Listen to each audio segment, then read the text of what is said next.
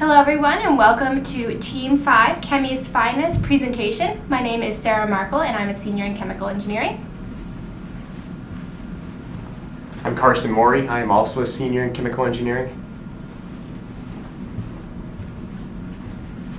Hello, my name is Michael West and I am a senior in chemical engineering as well. Hello, my name is Christopher Shannon and I too am a senior in chemical engineering.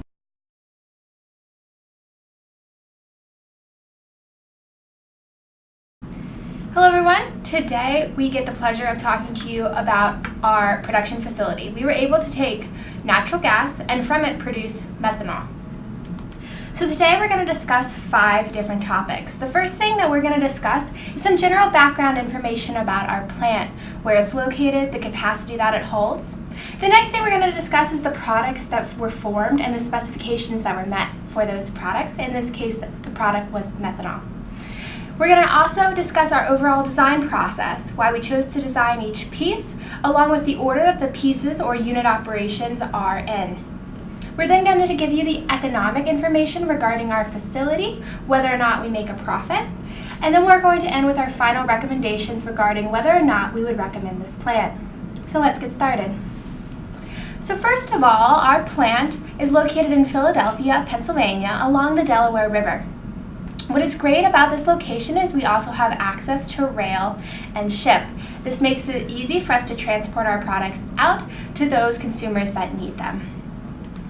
Now our plant has a capacity of 823 pounds per year. So what that is we also are able to meet all specifications with that amount. The first specification we're going to look at today is purity. Our goal for this project was to meet a purity spec of 99.85%. Our purity spec for our plant is also 99.85%, showing that we meet that criteria. The next specification that we're going to look at is our mole percentage of methane converted to methanol. We needed to hit 90% converted. We were able to hit 94.6%, allowing that specification to be met as well. The last one we needed to hit was the pound per hour production of methanol.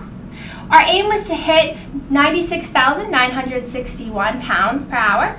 We were able to hit 98,151 pounds per hour, meeting our last and final hard specification. Now we're going to transition into some of our environmental specifications that we were able to meet. So all of our product streams that were released into the environment were considered. One of the first things we considered was our water stream that was being released. We knew by EPA standards that we needed to remove some byproducts in that stream before we continued. What we decided to do was create an in-plant water treatment center. That way we could treat our water on site before releasing it back into the environment. We also had a stream that contains sulfur. So what we needed to do with that stream was to add a scrubber to be able to remove that before releasing it into the air. All of our other product streams were either vented or reused back into our system as fuel to power our facility. Next, we're going to discuss how the plant met all safety specifications.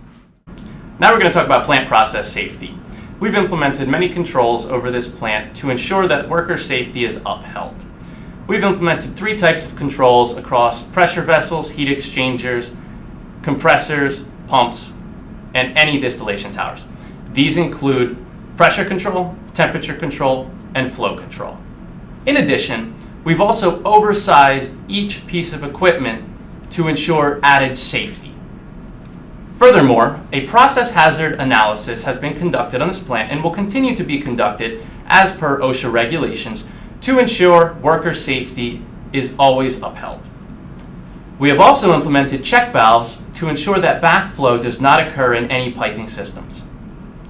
Lastly, we've also implemented a 15% increase in temperature specifications and pressure specifications on all material. This allows them to exceed their maximum designed pressure that were originally designed for.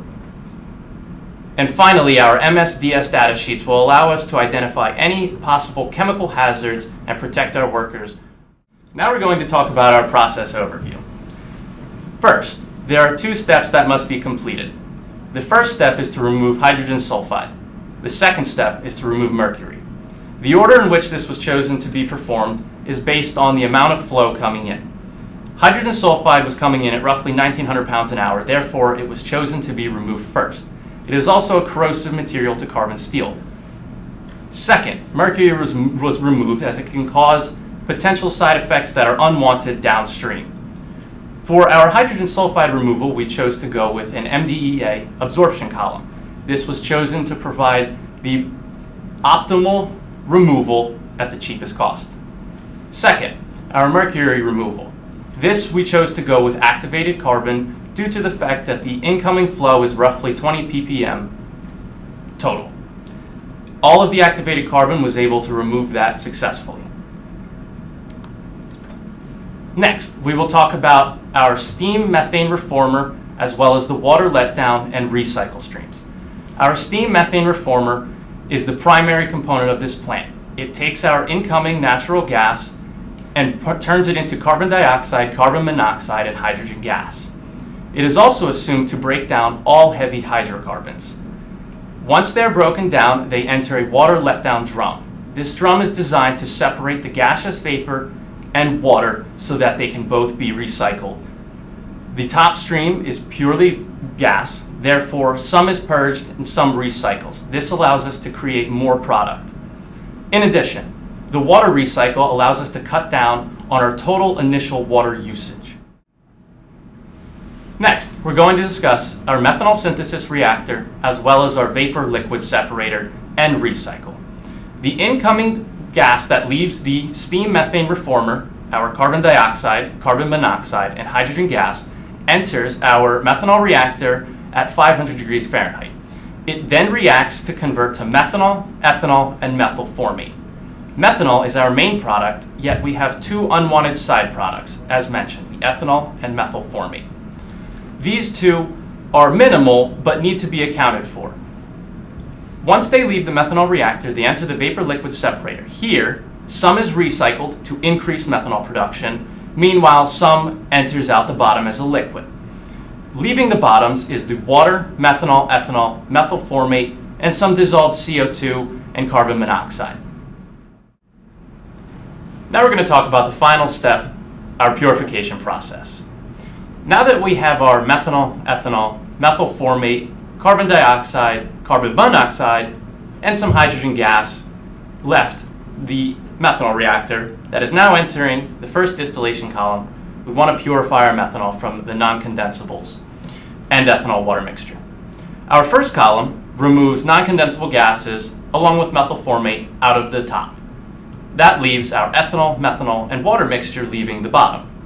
This enters our second column, where our methanol leaves out of the distillate stream and our ethanol water mixture leaves out the bottom. It was desired to have our water leave the first column, whereas there's roughly 18,000 pounds an hour flowing into the first column. Because we weren't able to do this, this put an unnecessarily large load on the second column. This resulted in a diameter of roughly 16 feet and a height of 142 feet. The tray count was also 25. The first tower was much skinnier at 6 feet and roughly 106 feet with a 36 tray count. Now that we've purified our product, the last step is to ship it to our storage tank. Now that our BFD information is complete, we're going to begin looking at both our economic information and first and foremost our PDRI. So, as you can see by the figure here, our current rating is actually 442. Throughout the entire process, we've actually ran these across several milestones where applicable. As expected, our score has decreased, showing that our project has become more defined as the weeks have gone by. The rationale behind this is largely due to the inclusion of safety controls, new information with sizing, and the completion of all balances. To further optimize this, it would be a great idea to look into more infrastructure-based research. This would add greatly to the rating and show that we are a more defined plant than what we currently are. Now we'll begin looking at our costs. First and foremost, we can see that IBL, this stands for Inside Battery Limit. Inside battery limit is typically attributable to all the equipment needed for the process streams. This is largely inclusive of what Mike spoke about earlier during the BFD analysis. Again, So by looking here, you can actually see that we are around 68 million just for IBL costs. Approximately 40% of that is compressors alone, leaving much room for improvement in that area. It is recommended that during this process, our research is focused more on how we can de-escalate the amount of compressors we currently have in the system, which is set at 7. This seems unreasonable and again leads to approximately 40% of our IBL being accounted for by compressors alone. Next, we'll look at outside battery limit. This typically includes things such as site development, utility installation, things of that nature, as well as a wastewater facility being implemented into the plant. As you see by the slides here, is approximately 82 million, which is also added in with the IBL costs.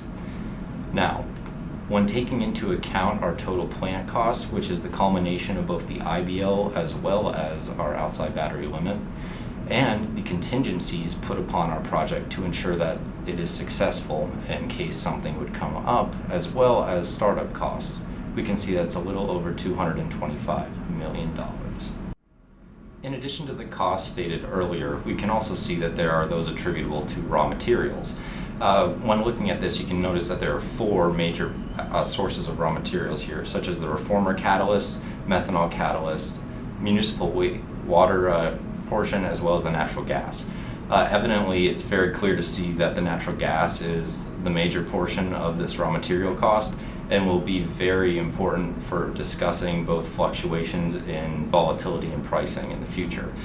This will determine whether or not the project is ultimately profitable or leads to failure.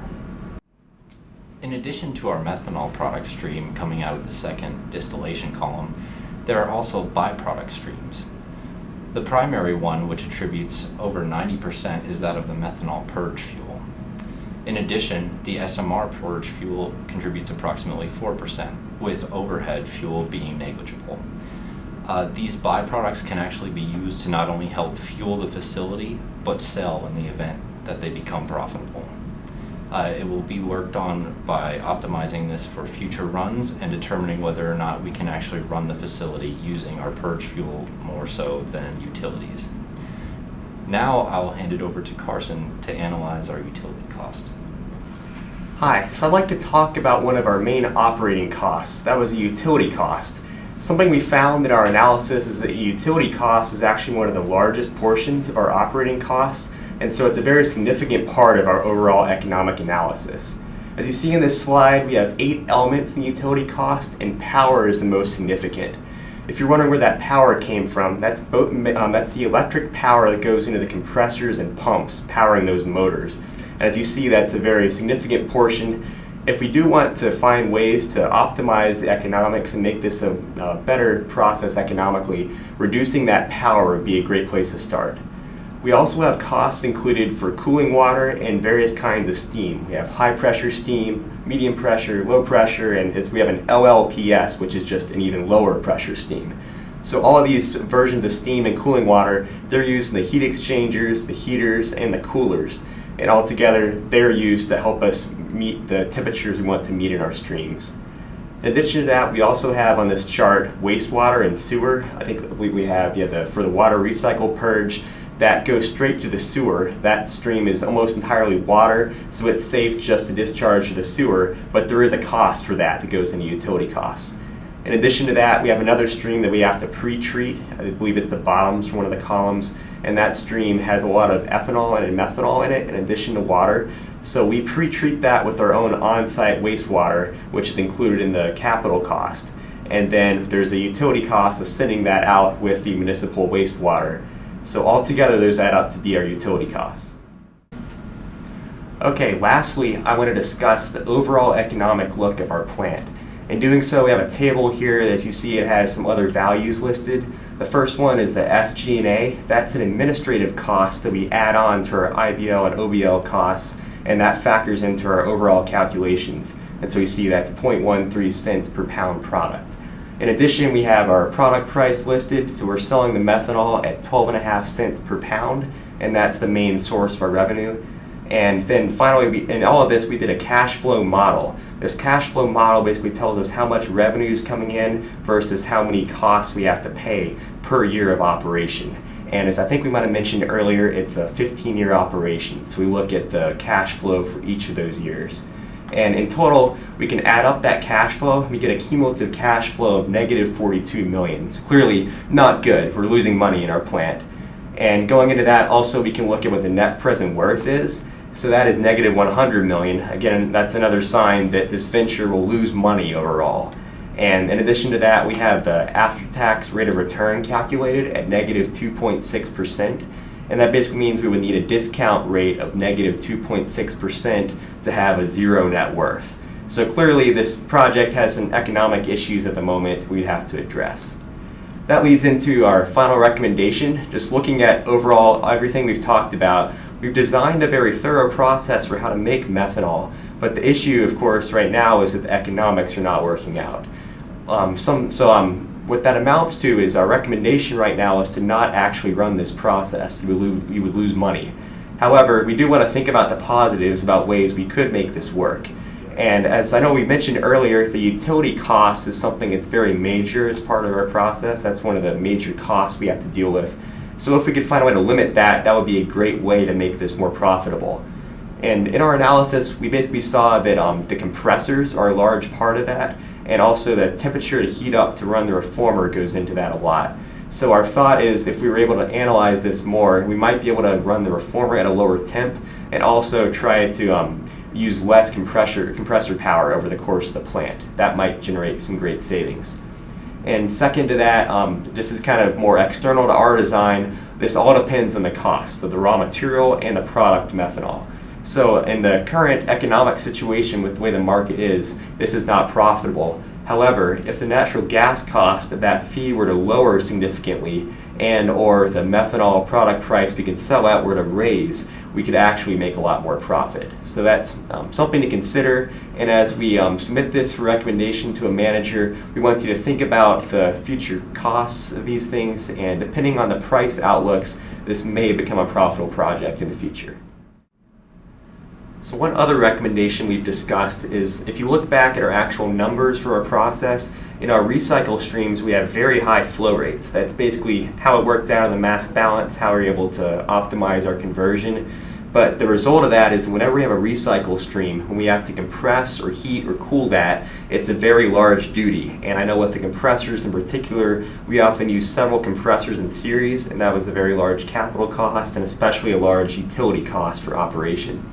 So with that said, something else to look at in the future as a recommendation is how we can reduce that recycle flow rate, still make a good amount of profit, and hopefully save a lot of money on utility cost. So lastly, just to conclude all this, I'd like to thank our mentors. I definitely appreciate the help of Nick Baran and Ryan Vanston. You guys have done a great job for us. I know you've put in a lot of hours grading all these reports, and we appreciate that work and your input. And also we'd like to thank Professor McFadden and her input. I know she's had to answer a ton of emails, some from us, and so we appreciate that, and help other people in the class. I know we've all worked together to produce good projects. So we'd like to thank you all, and we've learned a lot in this process. I know it's going to help us all in our jobs, so we appreciate your support. Thank you.